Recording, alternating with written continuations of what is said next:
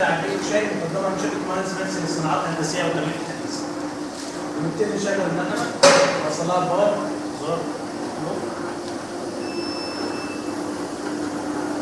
عشان يكون التشغيل بندوس على زرار ستارت تبتدي المكنة تشتغل.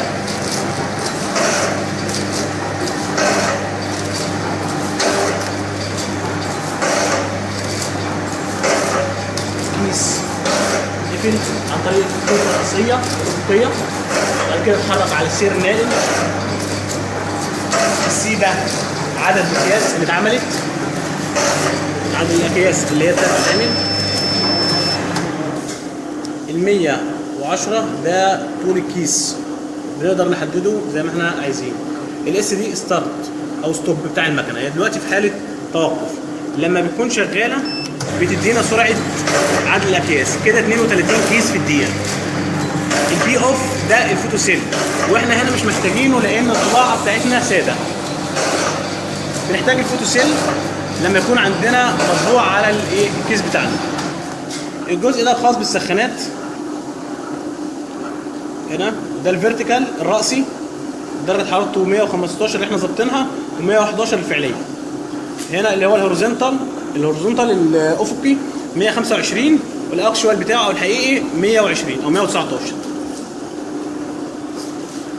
ده الأدوس بتاعنا اللي بنحط فيه الشاي.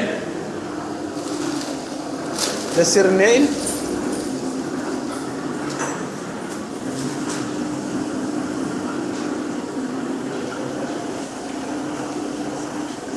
شاي الملك. الكميه اللي احنا بنعملها على المكنه دي 40 جرام للباكو الصغير. في عندنا المكنه الكبيره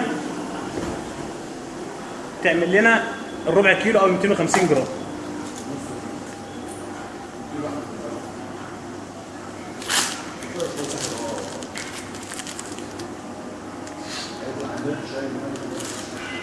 دي الربع كيلو، وممكن تديك كميه لحد كيلو.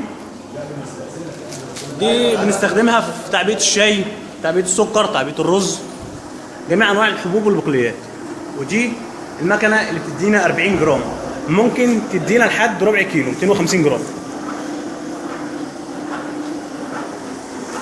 مقدمه من شركه مهندس منسي للصناعات الهندسيه والتغليف الحديث. المكنه شغاله بنظام البي ال سي، مش نظام كارتات.